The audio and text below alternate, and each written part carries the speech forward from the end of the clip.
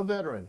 A military veteran is a person who has served and is no longer serving in the armed services, who had direct exposure to acts of military actions, horrifying battles, seeing their buddies killed and they themselves wounded, loss of limbs, sight, and other wounds. For what intentions? To save the freedom of their families and friends back home in America. Now, Billy Ray Cyrus said it best in his song, "Some Gave All and All Gave Some." Now, back on March 2nd, 1888, John P. Jones and Arcadia Bandini witnessed the results and the tragedy of the Civil War on returning home veterans and decided to do the charitable and caring action, a deeded land, and by an act of Congress to provide that land for the location and the building of a national home for the disabled volunteer soldiers. That land is currently in West Los Angeles on both sides of Wilshire Boulevard and on the west side of the 405 freeway. A charitable, kind, caring gesture and love for America's brave soldiers. Who would cheat these courageous men and women of their deeded land, who were ready to face and endure danger or pain or loss of life for our freedom?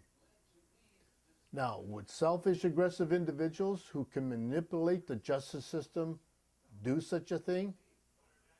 Let's find out.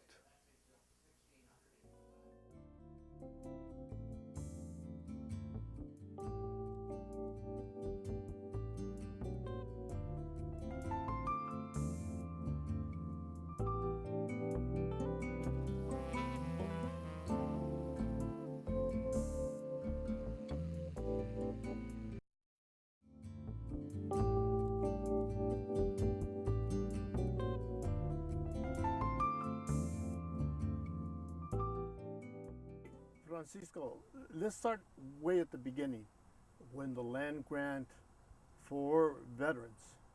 When did that start? Actually, it began in 1887. The 49th Congress established, they passed a law setting up the receivership of a location for the Pacific branch of the Old Soldiers' Home, of the Home for Disabled Volunteer Soldiers, that is.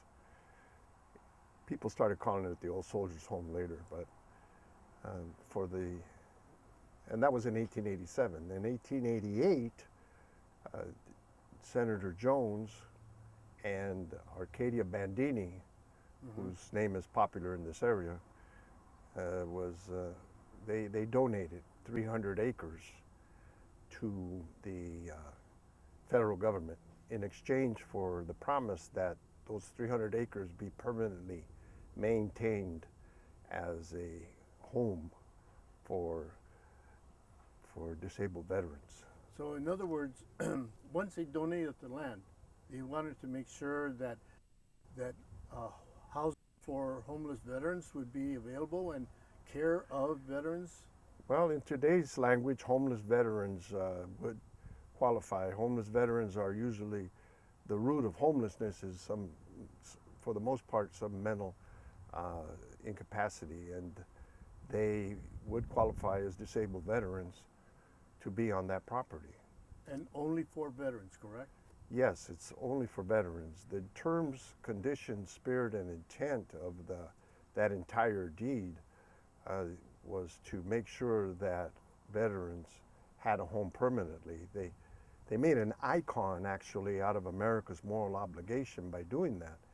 America's moral obligation is a principle to take care of those who took care of the country, so to speak, the defenders of our freedoms, those who took the oath. And it's not happening today. I want to tell you about one more thing. Our research as advocates uncovered another deed that was executed the same day by the same people for the same veterans. And that's property on the beach in Santa Monica. Behind me is the intersection of Montana and Ocean Avenue. That is the very corner on the meets and bounds of the second deed that was executed in 1888, along with the home that we've been talking to you about, the home for veterans. in West Los Angeles, California. This particular site is a separate deed that donated beachfront property so that the residents of that home could come and have a place to heal, which attests to a much larger vision than any other plan that's ever been offered to help veterans alleviate the wounds of war. From this point, 300 feet towards the ocean as the crow flies, and then 200 feet to the south and 300 feet back,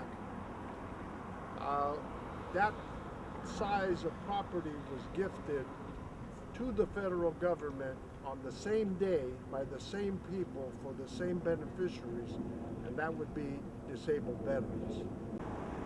This beachfront out here at the end of Montana and Ocean Avenue is the area that was donated on the same day by the same people for the same beneficiaries, the disabled veterans who were residents of the home, to be able to come to the beach and heal from their wounds of war. That's something that's needed very much today with the 22 suicides a day, the high rate of mental illness with veterans, PTSD, TBI. This is something that's needed today. And this attests to a much larger and more serious veteran master plan than that's been proposed yet. So the draft master plan that's being proposed is really a failure in that it wants to mix in the non-veteran special interest and reduce the size of the footprint of the land and not acknowledge this beachfront property at all. So what we're trying to do in this report is to let you know that there was a larger and better master plan back in 1888, and that master plan has to be upheld and perpetuated. We hope that you will understand what we're talking about once you get a view of this piece of property. No, the first location was in West Los Angeles, correct? It's inland, yes. I guess the best way to tell you it would be where Sepulveda Boulevard crosses Santa Monica Boulevard. In that area, right there, just north of that. Now they started building buildings there because those buildings are still there, but nobody's using them. Is that correct? In the footprint of the original land donation, yes, they began building. At that time, they were wooden structures, domiciliaries, if you will, where Civil War veterans were put up. The word they used to use instead of homeless then was destitute. And the destitute would arrive there. These were men who had no place to go.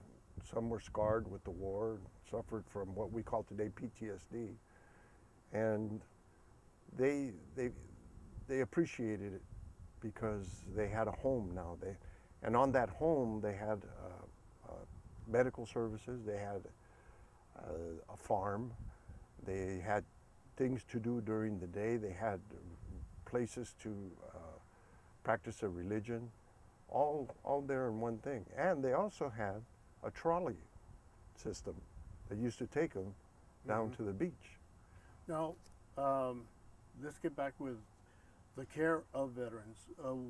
Was the population pretty high during World War II? Well, actually, the population kept increasing. World War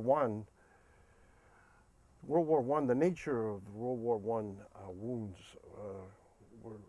were due to a lot of hand-to-hand combat and a lot of amputees and things like that. And that number was a lot higher than the Civil War veterans that returned. Following World War I, there was the Spanish-American War and smaller wars, but then World War II came into play, and World War II just turned out a lot of disabled veterans. And by that time, the World War I veterans had already started to taste the unkept promise that they would be taken care of And if you had ever heard of the Bonus Army of 1932, Right. they marched on Washington because they had been promised a bonus in money that they never received, and they just wanted the government to keep its word, and it failed to do that. Now, the property, was it being run by the VA in those days? The property was run by a board of managers that had been appointed by the federal government. And actually, the board of managers began to violate the terms and conditions of the deeds themselves. They, in 1902, they cut out 1 acre up north on the northern part of the gift land. We don't call it a campus, we call it the gift land.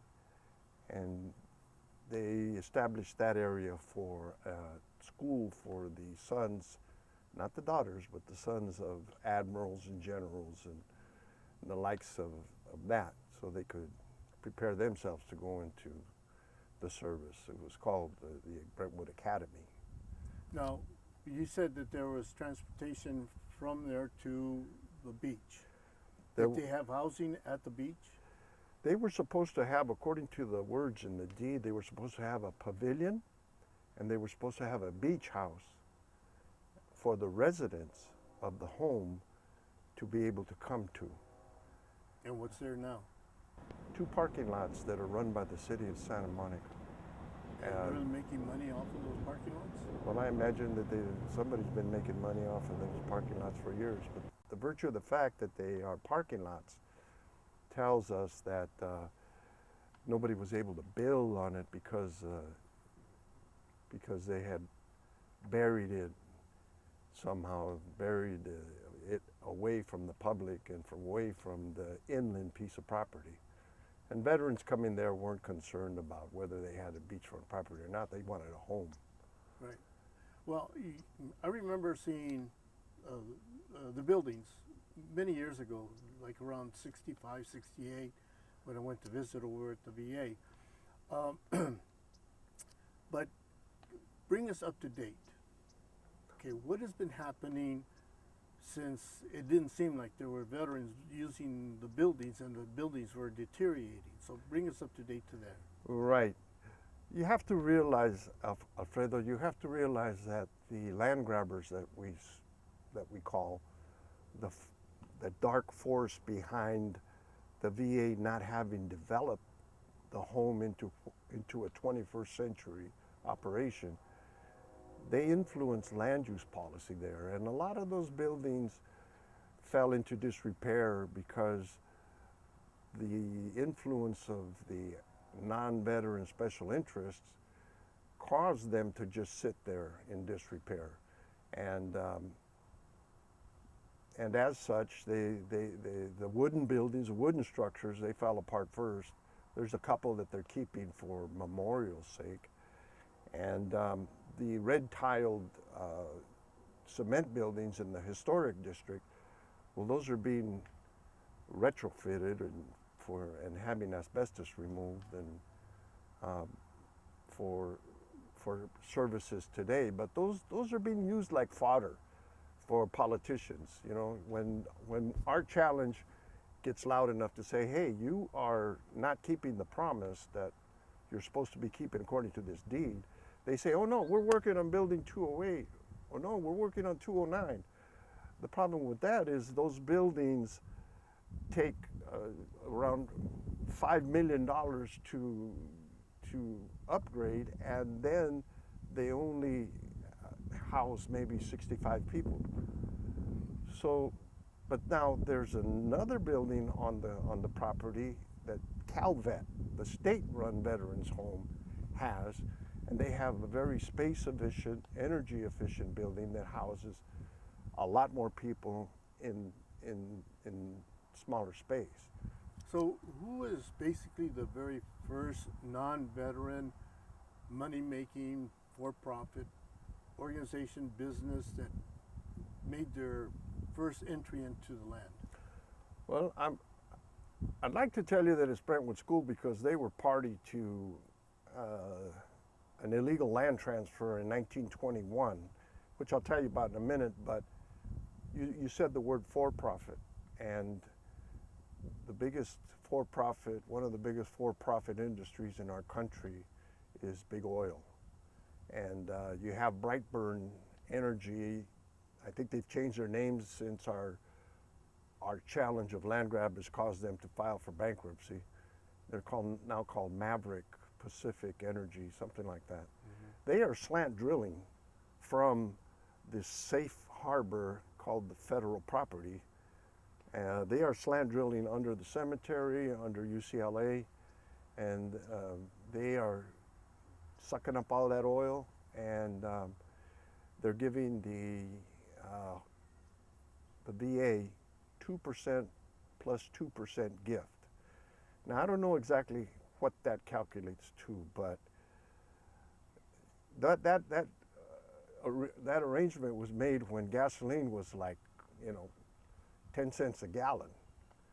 And now, what are we spending for gas today? I think that renegotiation of that, or complete elimination of it, needs to take place. If it can't be replaced because they've already polluted the land to where you can't have health on it, you can't have recreation on it, then perhaps renegotiating that contract and making them pay out of the nose is something else.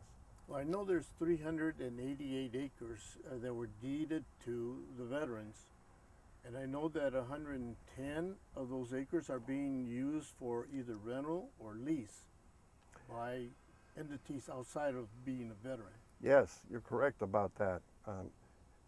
The deeded property, the original 300-acre deed, caused other good, well-meaning people to say, hey, I want to go along with that, and I have property I want to donate to you. One of the other families last name was Wolf.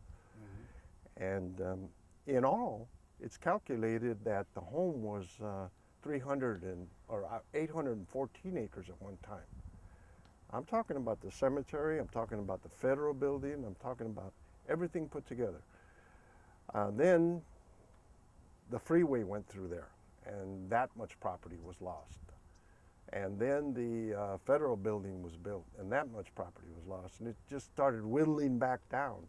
Well, but Alfredo, there's a plaque next to the chapel that states that the home at the time that plaque was donated was presented. It said it was 696 acres of home.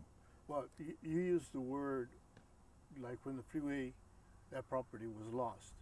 But isn't there such a thing as dominant domain, and they give you the lowest market value of that property? Didn't that go to the VA or the veterans? I don't understand your question. Okay, when a freeway goes over eminent domain, right? Eminent domain, I'm sorry, yeah, eminent domain. They will go to the residents and say the freeway is going to come through here. Eminent domain says that you will give you a fair value market price for that property. Now, do you know that they did do that for the veterans? Well, no, I don't, but I do know that when the Caltrans that does the freeways wanted to widen the ramps and do some work, they had to come to the federal government to ask permission. So the federal government still maintains control. And the federal government doesn't let anything go once it gets it. And I don't think that it let any of the property go. I think that the deal with the freeway going through causes taxpayer money to be going from the state highways commission to the federal government. Now, like I mentioned before, from what I've read, 110 acres are being either leased, rented, and now they're even talking about selling where I guess the Brentwood School is at. You're correct. The latest move on the part of the land grabbers has been to call together all of the veteran service organizations, the American Legion, the VFW, Vietnam Veterans of America, AMVETS, and they call them together in a very clandestine fashion. They said, shh, just come together and tell us what you guys think about us selling the land to Brentwood School, the private school that has nothing to do with veterans. And we all thought we were going to be sitting there next to each other to tell them no, because all of us have agreed, all of these VSOs have agreed, no, the land's not for sale. But instead of sitting us together, they interviewed us VSO by VSO by VSO, which was peculiar to us because we were thinking maybe they're trying to divide and conquer. Right. But at the end of the day, we all agreed, no, the property's not for sale. And we're putting letters together. AMVET's provided its letter saying no. The American GI Forum just provided its letter that said no, but we still haven't gotten the letters from American Legion or Vietnam Veterans of America or the other organizations. So we're waiting on them. What is the most important thing that civilians should know? The message you like to get across? The most important thing that the United States citizens, residents, taxpayers, veterans, and veteran families should know is that the heavy lifting has been done by all those of us that have challenged land grab for 30 years. And thanks to the addition of the new people that have come with the technology that's been able to go into the internet and pull out information that exposes everything that's gone on, we don't have to be the police anymore. We are the promoters of the Veteran Master Plan. And Alfredo, you know that the Veteran Master Plan will not include any non-veteran special interests, and it will have a sense of urgency, and it will bring destitute or homeless veterans, disabled veterans onto the land for treatment, and it will supply the infrastructure necessary to do that as quickly as we can. So we have introduced the framework of the Veteran Master Plan at the last Oversight Board meeting. But it fell on deaf ears because that Oversight Board meeting has already drank the Kool-Aid of the land grabbers. Okay, now if somebody wants to find out about your organization or find out what is actually happening, give us where they can contact you. Well, they could call me directly at 310-795-7051, or they can also email NHDVS Coalition @gmail.com. That's National Home for Disabled Volunteer Soldiers, NHDVS Coalition, all one word, @gmail.com. Okay, well, thank you very much for Thank you very much. us know and letting the people know exactly what is happening about the veterans and what's happening to them. It's very, very important that we all come together on this, because once we resolve veterans' problems, we can use that model to go into the general population. Think about that.